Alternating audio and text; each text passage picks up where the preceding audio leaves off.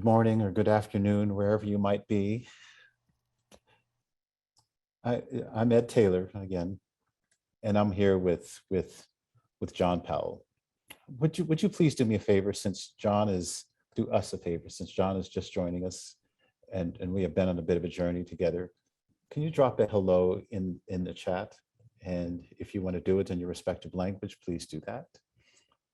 And John, you'll have a second to take a look and see our people and give a wave. I love seeing the hands waving.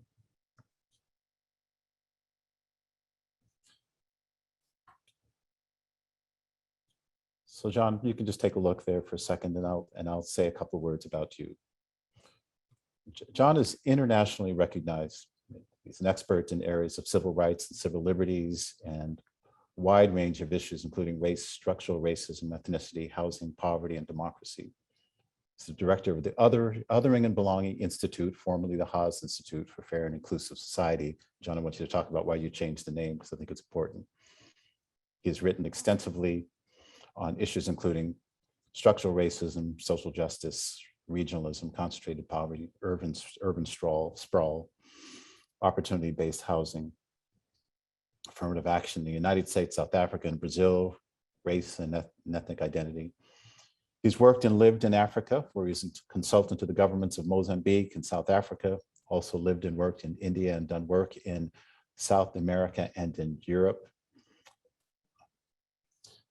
John, if you don't mind if I say a couple of words about, since you're just joining us, about where we've been, and just for a moment. And I want to also apologize to you all, because I'm not bell hooks. My dream was that this would be a conversation, John, with you and Bell, but we send our blessings to the beloved bell hooks. So John, a few words about where we've traveled to this point.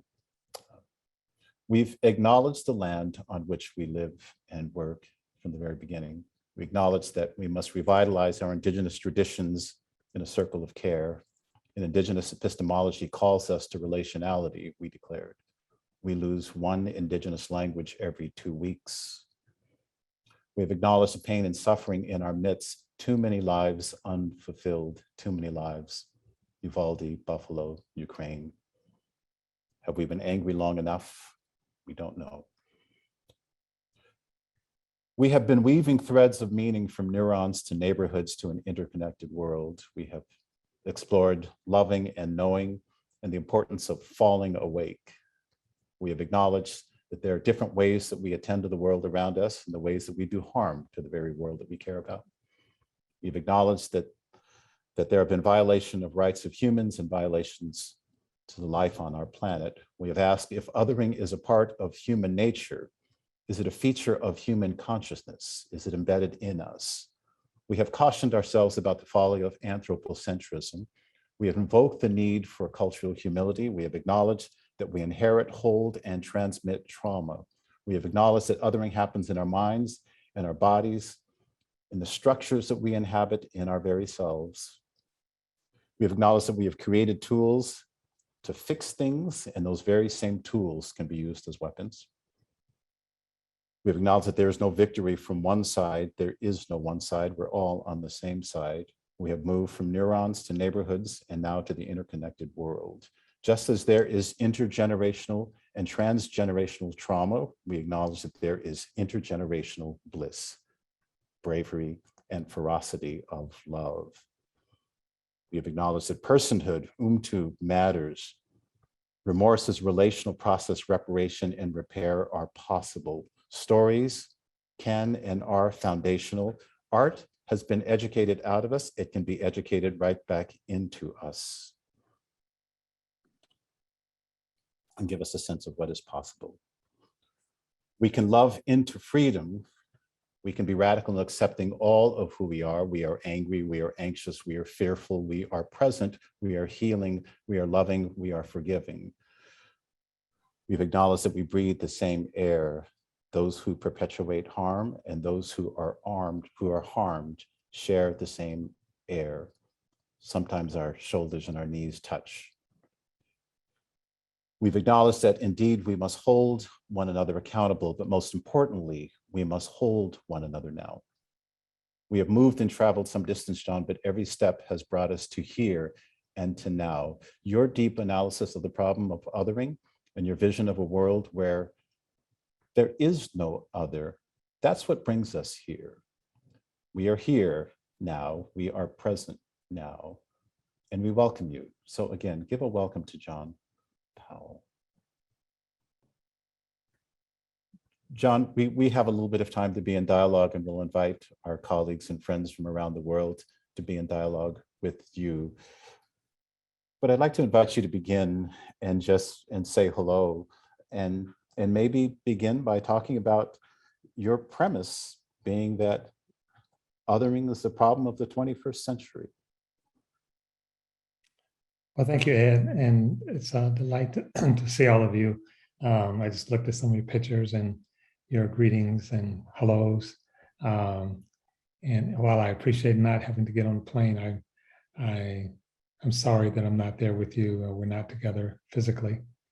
Some of you will recognize othering as a problem of the 21st century as a offshoot of W.B. Du Bois, that the color line is the problem of the 20th century. In a sense, they're the same or similar statements. What Du Bois was talking about, and he wrote about this extensively, he talked about, what does it feel like to be a problem? As you know, in the United States, we talked about the Negro problem and the Jewish problem, which is a way of saying you're different, you're other, you're less than, you are a problem for us. And so what I've done with naming othering is to take Du Bois' insight, in a sense, update it, because we're seeing that the problem of othering, as we move across the world, takes on different forms. Sometimes it's racial, sometimes it's religious, sometimes it's immigrant, sometimes it's language, sometimes it's who we love, how we love, sometimes it's disability. And the list goes on. It's not an exhaustive list because these processes of creating cleavages, of creating the other, is social. They're not biological, they're not natural, they're not inevitable. They're social. We collectively decide who we will treat as the other and who we will treat as belonging to ourselves, the we. And what we're seeing today is a greater and greater expression of identifying groups in practice and in word as the other. And when someone is identified as the other, it's actually dangerous for all of us, for the earth itself. It says that some people are less than, excuse me, they're not fully human. Their voice can't be heard, and their bodies can't be respected. And even a more extreme expression of that is a statement that somehow they're a threat to the we, to the small, contracted, narrow we. And when that threat becomes great enough, we can justify killing them, imprisoning them, denying them the basic human rights, pushing them out of the country, using them for our own benefit and not their own. And that process of othering, which is expanding and to some extent being strategically used and weaponized, is expressed in terms of the rise of fragmentation, the rise of authoritarianism, and the rise of conflict. And that expression of othering will continue unless we disrupt it. And it's a hard issue to engage because at a deep level, we recognize that we're all connected. At a deep level, we recognize there is no other, that is actually a myth in and of itself. And yet, this practice of othering is accelerating all around the world. And part of the reason is migration patterns are accelerating all around the world. And so we had gotten in many cases into certain habits. As you mentioned, the neurons in mind science. And we know that the mind is a deeply habituated organism. And so we've gotten into certain habits. Those habits are being disrupted. And as those habits are disrupted, we respond with anxiety and fear. And so it lends itself from that to an easy move of blaming someone for our disquiet. The future is full of uncertainty. It's coming faster and faster, and we don't know how to deal with it. And it's way too easy to simply blame it on the fictional other.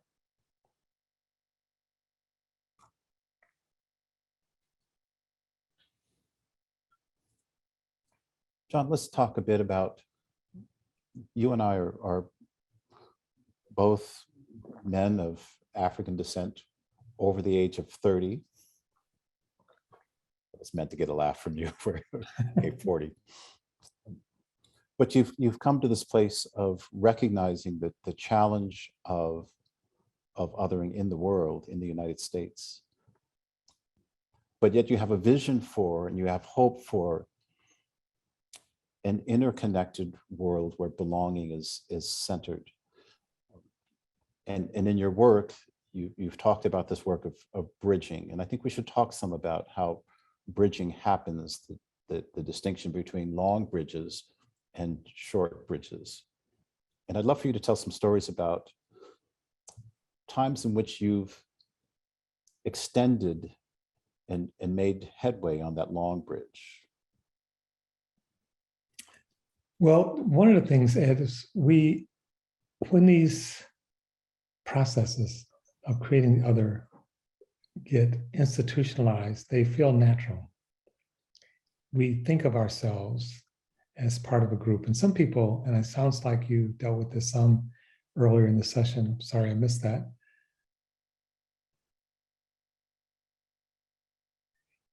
It feels like certain people are naturally different than us, certain groups. And sometimes we attribute this to human nature, that we are naturally tribal or evolutionarily tribal. And while there is certainly some truth to that, that is not really an accurate description of what's happening today. We're conflating two different insights. Tribes were small, usually around 50. A big tribe would be 100 or 150. And they were the people that you spent your entire life with. And they were your tribe because you knew them, because you depended on them, because you moved with them, because you hunted or gathered with them.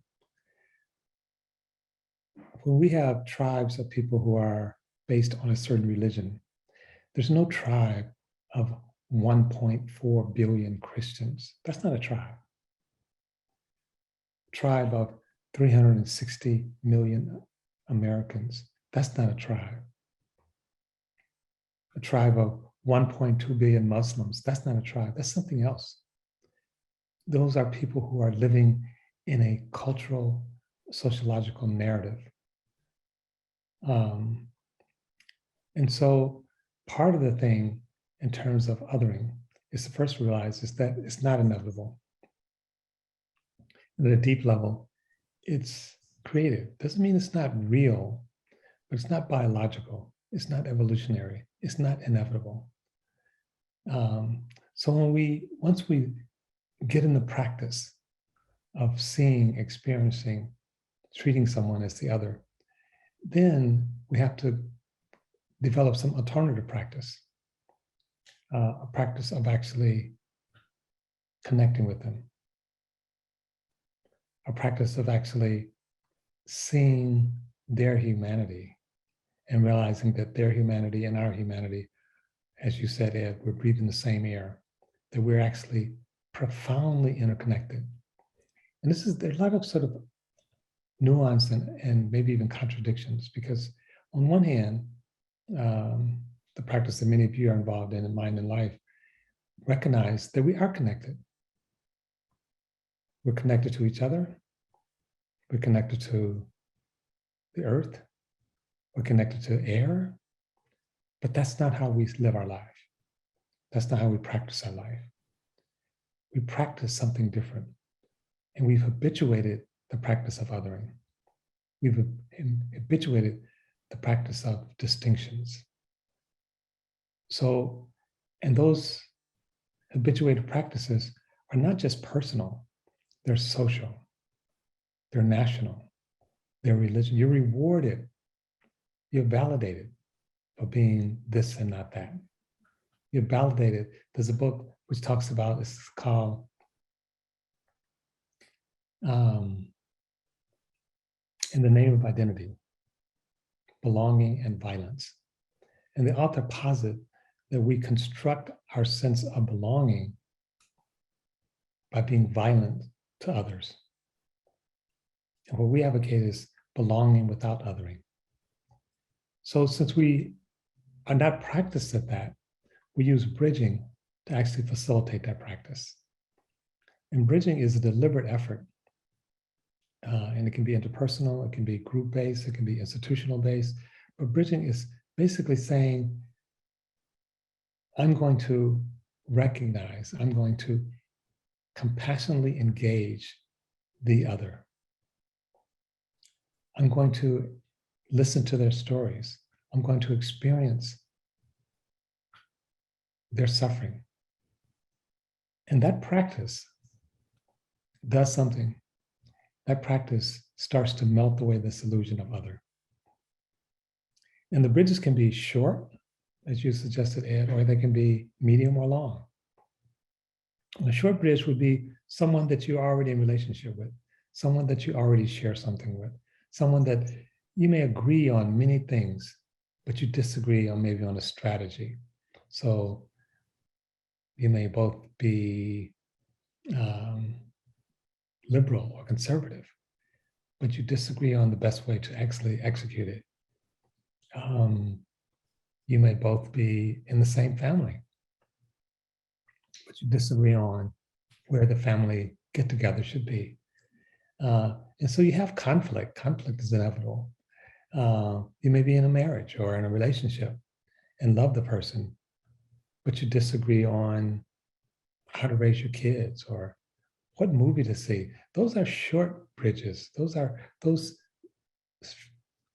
cleavages are oftentimes short and temporary, and they are held by a sense of agreement and also sometimes even love. But there's still conflict, and you still have to find a way of mediating that conflict. Then there are medium bridges, someone that you don't live with, someone that you don't even know, someone that you think they're okay. Maybe they're an American and you're an American, or German and you're German, but what that means to you is quite different. But you're not questioning their humanity per se. You're just saying they're off in terms of their goals, in terms of their own practices. They're a Christian, you're a Christian, but they're a Pentecostal Christian and you're a Lutheran, but you both organize around some concept of Christianity. Then there are the long bridges. Long bridges is when you and someone else, or you with one group and another group, don't have the same worldview. You don't necessarily have the same values. You don't know each other. Or if you do, you know each other largely in antagonistic ways. You see the other person as a threat. And so those are the long bridges. So oftentimes I say, start with short bridges. Start the practice of actually exercising that bridging muscle. You don't necessarily start, your first race is not necessarily a marathon. Maybe you won't even start running, maybe you just go outside and go for a nice brisk walk. But eventually you develop the muscle and then you can do the harder things. And it's not always clear when someone is part of a long bridge or a short bridge. It's not always clear how far we are, how close we are together. And even short bridges can be very contentious. In his book, Why We Polarize, Klein talks about the fight between vegetarians and vegans. For some people, that's a very short bridge. Some people would say, what's the I thought they were the same. And yet the fight can be ferocious. It can be intense. So it's not saying because something is a short bridge, it's easy. And it's not clear at all times when there's a long bridge and when there's a shorter bridge. I shared this with a good friend of mine who's a minister, and he responded by saying, "So John, are you suggesting that I have to bridge with the devil?" And my response was, start with the short bridge. That seems like a pretty long bridge. But also be careful in designating someone as the devil. And the last thing I'll say for now, Ed, is that bridging doesn't mean you agree with someone. It doesn't mean you change them or that they change you. It doesn't mean that you're going to go home with them. You're going to go have coffee with them. What it does mean is you're willing to pause and listen to them and share their humanity. Sometimes people are worried that, well, these people are wrong on the other side and I can't agree with them. Bridging is not asking for agreement. It's asking to recognize each other's humanity, to listen, to be present. John, for a while in the first part of my career, my work was to listen. I was a therapist for a little while just out of graduate school, and I was the therapist in a rural part of Washington state that buttressed up against northern Idaho at a time when the Aryan Nation was as active as it has ever been in the United States in that part of Idaho. And I worked on, just out of graduate school, on a crisis line. So I'd sit up at night on a Friday night and I would take phone calls and I'd lay on a mat and try not to fall asleep and I'd wait for the phone to ring. And I'd pick up the phone when it rang. And they were crisis calls. And I'd get them through the night. And I'd have conversations with people. In the midst of crisis or in the midst of loneliness and despair, and we would talk. And sometimes we'd talk through the night. And I remember one man, his name was Elmer. He called me, the phone rang, a little red light came on, and I answered it. And I said, "Tell me where you are." And he said, "I'm sitting on the ledge of my window. I'm sitting outside my window." And I proceeded to give him reasons why he shouldn't jump. And I asked him to step back into the window. And he said, "My feet are on the ground. My apartment's on the first floor. I'm okay." And so we talked for a while. And I started with having him talk about what it felt like to have his feet on the ground rather than being 20 floors up. And we talked and we talked and we talked. We talked into sobriety. I tried not to figure out what was going to happen with his family and with his drinking problem and all the other things. We just talked about what was in the moment and how it felt to be in the moment. And we talked till about 3 a.m. And so part of my job was to talk to these people off a ledge, if you will, and then to schedule an appointment with them on Monday morning. You see where this is going. And so at the end, I said to Elmer, and there were times when we actually, as we were talking to each other, we would both fall asleep. He would fall asleep and I could hear him breathing, and there were times when I didn't want to wake him, and there were times I'd check with him. "Are you awake?" We'd begin our conversation again. And then I would fall asleep and he'd say, "Are you asleep?" I go, "No, I'm okay, I'm awake." And we talked until the sun started to come up. And we just connected. And so Monday morning, I told him, schedule an appointment with me and just show up at the community health clinic where I would meet him. And so he needed to check in, which he did. And he checked in with the receptionist and he gave his name, which he did. And he sat in the lobby. And my job was to come out into the lobby, and I carried a booklet just as a form of protection. And I carried a booklet and I would call the name of the person sitting in a room. "Is Elmer here?" And I'd look around as if there were 50 people in the room, and there's only one. "Is Elmer?" And the same person that I had talked to for 3.5, 4 hours was sitting in a room. And when he realized what I looked like, he held a newspaper up to his face and you could see his body tense. And I turned to the receptionist and she nodded that's him, because he checked in with his name. Like, so I said his name several times, and I went back into the room as if the appointment wasn't there. Now, it wasn't that was just a moment with Elmer, because I watched his body tense and I watched the newspaper come up. That happened 3 times a week, 4 times a week. It happened so consistently that I actually had to leave the job, because this was rural Washington, bordering Idaho, where people could talk to me, but once they saw me, it wasn't worth the price of the ticket to take Baldwin and go the other direction with it. So my question with you, so here's that bridging that happens when we're listening to each other breathe. We're almost sleeping next to one another, holding each other's breath and sitting on the ledge together. But when we come face to face, that bridge got long again. What's happening in Elmer's mind and body when he just simply looked at me? It wasn't about how I sounded. It wasn't about how I talked. It wasn't my ideas. It wasn't whether I was smart or not. It was my physical presence that led him to turn the newspaper back up again. What was happening in his mind and body at that moment? Well, it's hard to say, but I will say a couple of comments. So we're talking about bridging. And as the therapist, you're a trained listener. But at least, and I don't know how you approach therapy, Ed, but a therapist, almost by definition, has a distance and a job. And the job in this case might be to talk the person off the ledge so that they don't scrape their knee when they fall down off of the first floor.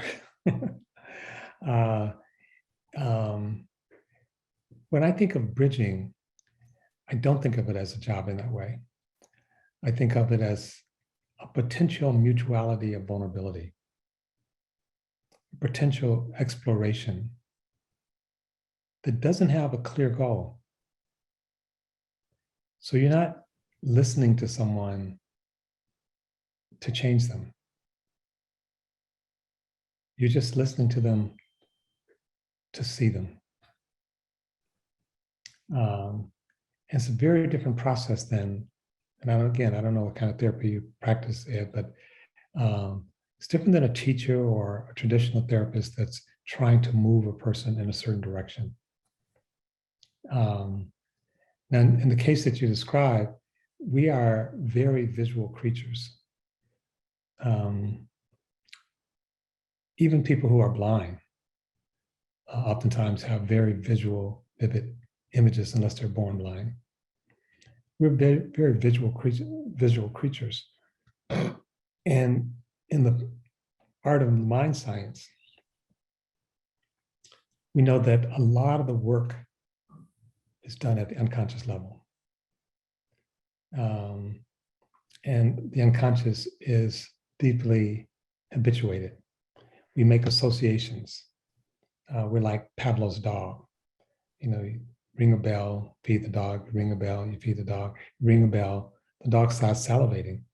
The dog has been habituated.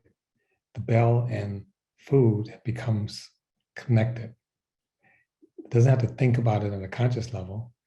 They're just connected. Those habituated connections are social. They're not individual. It's not that we are bad because we made bad connections. Those associations come to us from society. And in our society, there's a deep association with Blackness that's relatively negative. And it affects everybody, but especially white people, because they have no counter practices and narrative to offset that. So when the narrative is that Black men are violent, I have my father to sort of say, wait a minute, that doesn't fit. I see my kind, loving, beautiful father every day, and this narrative doesn't go together. But if I don't know my father, if I know no kind, loving Black man, and all I'm getting are these negative narratives, then the unconscious will make that neural network. And so my guess is 2 things, and this is complete conjecture, and I apologize for imposing my story on a real life event. So I'm sure this happened to you, Dan. It certainly has happened to me, where I'm talking on the phone to someone, a realtor or someone selling something, and we're having this wonderful conversation, and they say, great, you know, the apartment is available, come over as soon as you can, and it's this, and I get there and it's like, oh, excuse me, the apartment just got rented. It's like, wait a minute. And I go back home and have a white friend call and go over, and the apartment is still available. So what's happening in that? A number of things are happening. One is that my addiction from having spent too much time in school with mainly white people, my addiction, a lot of people will think of as white. So they hear me, and it's like they're comfortable assuming that I'm white. And then all the things that come with that are put in place. And then I show up and it's like, wait a minute, what happened to the white guy? You know, did you eat him or did you? Anyway, so my guess is that's partially what was happening with you. It's both the assumption that a therapist, any therapist, not know anything else. If you draw a picture of a therapist, you ask those people in Idaho, draw a picture of a therapist, they're not going to draw a black guy. Then they hear you. That actually reinforced that this is an educated white guy who's helping me. And then you show up. It's like you tricked them. There was a kid's novel or something. I forget the. And one of the characters in the novel, very beloved to young kids, teenagers.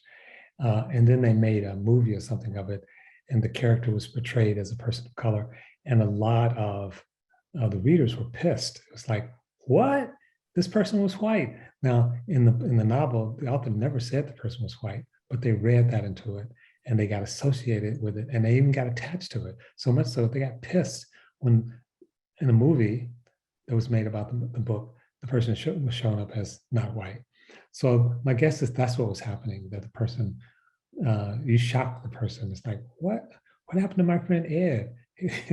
I know Ed was white, and this guy, he's an imposter. So that's my supposition, but I don't know for sure. John, a consequence of you call out bridging as the answer that you believe in. And there's a consequence if we don't bridge. You call it breaking. Talk a bit about this notion of breaking, because I talked to you last, right as the war in Ukraine was breaking out. I think I talked to you just as violence was breaking out in the United States. Too many lives were being lost. And I must admit, when we talked last, I wasn't feeling very, very hopeful. And you sounded a hopeful voice back to me. So I want you to talk about this notion of breaking, the consequences. Right. And then I want to turn to hope. Okay. So breaking is just the opposite of bridging, as I suggested. Breaking happens at many different levels. And in a profound way, we could say the ideology of hierarchy is a breaking ideology. And I'll just repeat that. The ideology of hierarchy is a breaking ideology. We're assuming that some people are better than other people. In that context, we could say the construction of white supremacy as an ideology is a breaking ideology. I would go further, and I've said this in writing, that spirituality is one of those hard terms to define, but at least for me, I start with the assumption that spirituality is grounded on the assumption they were all deeply interconnected. As James Baldwin says, some of my countrymen find this unfair. And at times, so do I. It's like, I don't want to be connected to you. I want to be away from you. In that sense, hierarchy is deeply anti-spiritual as well.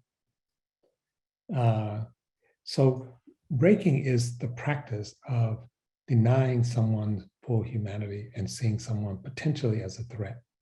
And it can be done in subtle ways and not so subtle ways. It can be done in the way we organize physical structures. Breaking basically says you don't belong here. This is not your place. And if you have a place here, your place is that of a supplicant. Your place is, I will tell you when to speak. I will tell you what to say. I will tell you, I will recognize you. You will not recognize me. And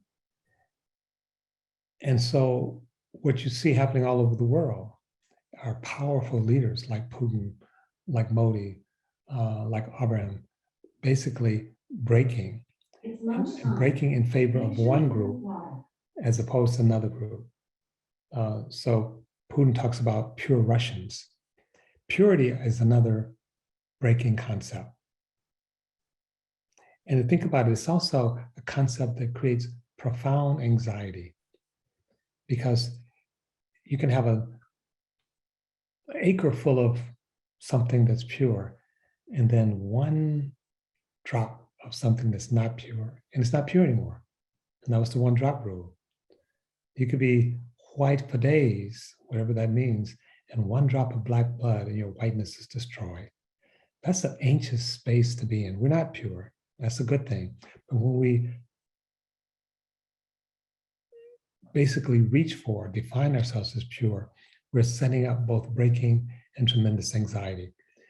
So at another level, from my perspective, and I think more than my perspective, if we are profoundly connected to each other, to the earth, then to break is to cut ourselves off from ourselves. The anxiety that breaking produces already happens at the breaking point. By that I mean, the person that you talk to who refused to recognize you, from my perspective, is already deeply broken. If you're breaking with the world, if you're breaking with people, if you're breaking with the earth, even if on a good day, you are deeply broken. Because it's the world, it's the earth that actually sustains us, that allows us to be fully human. And so people who engage in breaking are always in a space of spiritual anxiety, if you will. And what we have now is that this is being promoted by the elites. And it's tricky because even people who are the subject of this breaking phenomena are likely to engage in breaking themselves. You could call it defensive breaking. Breaking also puts people in a space of two-dimension. What does that person who walked into the waiting room, or when you walked into the waiting room, what does he know about you? He sees a black body. He doesn't know that you're a brilliant mind, that you're a loving soul, that you're a complicated human being, you're a father, you like to be out in nature. All he knows is this, and that's what we do oftentimes when we break. We take the object of our break and flatten them. They become two-dimensional. And their story, their life story, their pain, their joy, their aspirations become erased. And that's why Ralph Ellison wrote The Invisible Man, that literally when you break, people become invisible. They become a caricature. And so, and in doing so, we become a character. We become a caricature of our own story. So it's a very destructive space to be in. Now, the flip side, back to bridging, we can't, if we open ourselves up to bridging, if we're willing to be with and sit with other people's stories, their pain, their suffering, their aspirations, their humanity, it doesn't mean it will be reciprocated. It doesn't mean we win in some narrow sense. To me, in a deep sense, this is the practice of being human. This is what, from my perspective, in many ways, what meditation is this ability to sit with what is in a profound way, to hold both the joy and the sorrow, the bliss and the pain. And to me, that's one of the deep challenges and deep rewards of life. I think Ralph Ellison was prompting us to get to that proximity that you speak of. I'm an invisible man. No, I'm not a spook like those who haunted Edgar Allan Poe, nor am I one of your Hollywood movie ectoplasms. He said, I'm a man of substance, of flesh and bone. I might even be said to possess a mind. I'm invisible simply because people refuse to see me. And if you see me and you get proximate to me, you might see my humanity. and we might connect. John, you've taken this concept of bridging to scale, because you see this happening at nation state levels, you see systems. And another thing that we talked about, and we talked about this pre-pandemic, you and I had a conversation, and you said something that stuck with me, and I want you to explain it a little bit further. You said that we are hard on the canaries, we're hard on each other, and we're all canaries, and we should be chipping away at the coal mine. The problem is the coal mine. Say more about that. Yes. So to paraphrase what you just said, Ed, as I often say, we should be hard on structures and soft on people. Instead, we're hard on people and soft on structures. And so when we think someone is a racist or a sexist, we are likely, in many settings, to really challenge that person, and without paying attention to the overall environment. We have a sexist environment. Give you an example. An example I use sometimes is getting on an airplane, and the luggage racks are overhead, and there's a group of the population that tends to be shorter. There's a group of the population that tends to have less upper body strength. And of course, I'm talking about women. And women as a group tend to carry more luggage. So who built those luggage racks that every time you get on a plane, you're being disadvantaged if you're a woman? And most people are not upset with the luggage racks, how they're situated. And in fact, what we do more often than not is a woman will check her luggage to avoid having to lift this luggage up over her head, which means she adds 45 minutes to an hour at the front end of her trip and 45 minutes to an hour at the end of her trip, and the possibility of lost luggage. Or the person who comes in a wheelchair and is confronted by steps and an escalator. He or she or they may then walk away or roll away. That's a structure. And the structure over and over again, I mean, we could think of all the different ways, the way we fund our schools, right? It's so problematic on so many levels.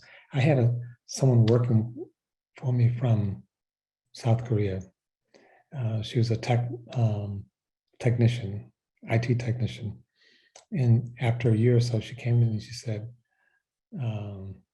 John, I just read something, but I think I don't understand it because of my broken English. And I said, what is that? And she said, I read you fund your schools based on local property tax. That would be crazy. So I'm sure I misunderstood it. I said, it is crazy and you did not misunderstand it. And she could see, I mean, she was not an educator. She did not grow up in the United States, but she could see in a minute that this was a corrupt structure. Like no sane person would do that. All the debates around the Second Amendment, I mean, it's mind-boggling that we can ban books, but we can't ban assault weapons. These structures do work. These structures carry values, and they do a lot of work. And it's not to say people don't count, but it's saying that most of us end up getting, to a large extent, trapped in the structures themselves. If we're going to really have sustained change that's transformative, we have to work on multiple levels, including the structures. And, many people will shift if the structures support them. But it's hard to shift if the entire structure is weighted against you. So I'll give one last example. I have children. I mentioned education already, but think about education. My daughter has a daughter, and she grapples with private school or public schools, and she feels ethically that, public schools is the way it is, and yet the public schools are. My granddaughter, when she started public school in kindergarten, her interview was laced with racist assumptions.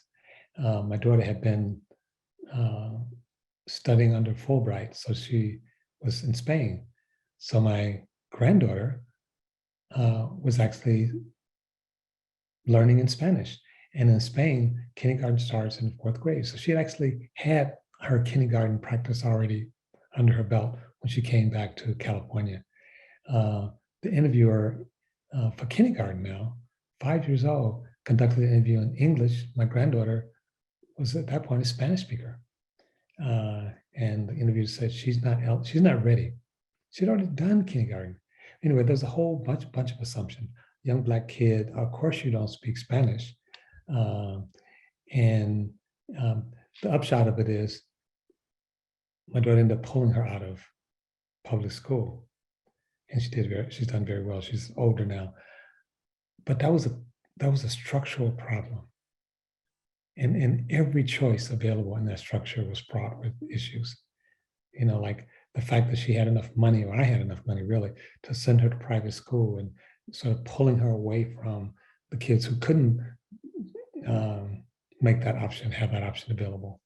And yet, what's the option to leave her in that school where she would be not seen as fully human, not seen as capable? So I think, and the structure is still the same. My granddaughter is now in junior high school, almost going to go to high school. The structure has not changed, right? So that's what I mean by saying that we need to be much harder on structures. And sometimes people will say, who does that person think they are sending their kid to private school? They're this, that, and the other. You know, that's because they're rich or they're right or this. You know, people are muddling along in these terrible structures. And we need to be willing to give them a little grace. You talk about grace. You speak from a position of some degree of hopefulness. You wouldn't talk about this language of bridging if you weren't ultimately hopeful. Where does this come from for you, John? Because many people who around the world who have experienced and been witness to all kinds of harm don't necessarily have the resilience to keep fighting. Where does your fight come from? So I guess a few things. I'm not particularly organized around hope, and but I'm not organized around despair, which is what we think of as the opposite of hope.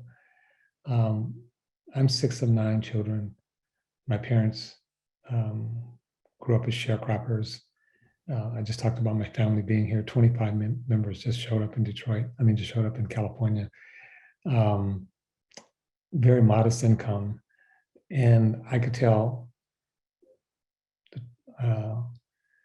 very dispiriting stories about, I remember once a furnace blew up on my dad and singed all the hair on his body in Detroit. And we were driving around the city trying to find a hospital that will accept a Black man.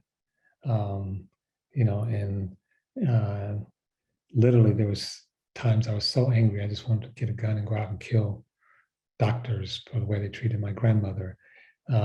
So there have been stories, and there still are stories that happen every day. At the same time, my household was one of the most loving, generous families. I wouldn't trade it for anything in the world. And so that deep sense of family love was present virtually every day. Now, to be candid, I didn't fully understand that or appreciate that until I was in my 30s. I was a pretty pissed off person in my 20s. I was mad at everybody. And including maybe mad at my father and my family for not doing more, not being more militant, not blowing all this stuff up. But eventually, the sort of complexity of life and really the spiritual nature of life, of all life, started really sinking in. And as I suggested, that to me, the issue of bridging and certainly the recognition that we all belong, is a fact. It's not practice. So, but in terms of our spiritual grounding, and I think we visit upon each other way too much what I call surplus suffering. That we may all suffer because we all will die, because we'll lose our parents, because we'll get old, and many, many other things. But we don't have to be homeless. We don't have to be disrespected. We don't have to be hungry. We don't have to be cold. Those are surplus sufferings that we heaping on each other. And so I remember a story. I was pretty distraught and I was working hard and I was talking to my dad. And he said, what's wrong, John? And I said, it's too much to do and I can't do it by myself. I'm just feeling overwhelmed. And I'm not a theist, he is. He was a Christian minister, passed away a couple of years ago. And he said, you don't have to do it by yourself. God is always with you. I couldn't quite get there in terms of God always being with me. But my translation of what he was saying really worked. Is that we're not alone. We have each other. And we have more than each other. We have the earth. And that this is a project. This is our life project. How it's going to turn out, I'm not sure. So I'm not hopeful that it will turn out well, but I'm not despairing that it won't. I believe what we do matters. And I oftentimes say, people ask, is it the journey or is it the destination? And my response is the company you keep. And I have some pretty good company. I like more company, not better company, more company. But I have really a lot of people in my life that I love. I feel despite all the stuff that happens, my life has been blessed. And even the chance to work on these issues, that's part of my job. I wish the issues weren't here, but if they're here, it's a blessing to have the space to work on them. And then to be in a conversation with you, all of you. The fact that there is something like Mind and Life. So I wouldn't bet in either direction how things will turn out. So I'm not hopeful, but I'm not despairing. But I think what we do and how we live matters. And to have found a practice, to have found, I experienced the connection. It's not just a conceptual thing with me, it's an experience. And there are these days, and I assume and I hope all of you have had these days where you get up and it's like, just in love with life and everything is so wonderful. And I was talking to someone at the height of the pandemic and they said, you don't seem to be depressed about all this stuff. And I said, it definitely gets me down. But no, I'm not depressed. And I said, why not? I said, you should see the flowers in my garden. They're smiling at me every morning. John, in a moment, I want to turn to questions. You mentioned your father. Let me invoke my mother here for a moment, because now I do research. I work in a university, and I, like you, John, get to visit some of the great minds and great thinkers and reference them and invoke them. My mother passed away about 10 years ago, and I was sitting in the front of the church at her funeral at her little Baptist church in Central California, a town called Lompoc. And you're never prepared, because you never have practice of burying your mother. She was a single mother for me. And so my brother and my sisters and I were sitting there looking ahead at her casket, and the minister made a move. He said, I'd like everyone in the church to get up and greet the family, and to walk and form a line and greet the family. What I didn't see was behind me was the church in the basement, and external to the church were full. There was a crowd of people standing outside.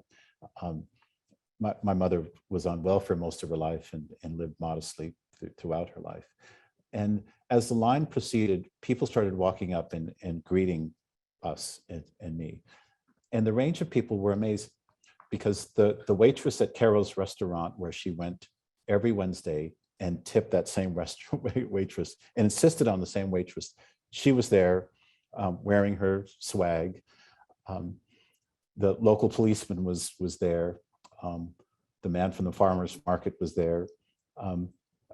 A man I didn't recognize, he introduced himself, and I said, I don't recognize you. And he said, I used to referee your middle school basketball games. Your mother was the only one that brought donuts to the referees and cheered for the referees. I said, she was cheering for the referees? And he said, yes. The warden from the prison made his way in front of me with two gentlemen that were inmates.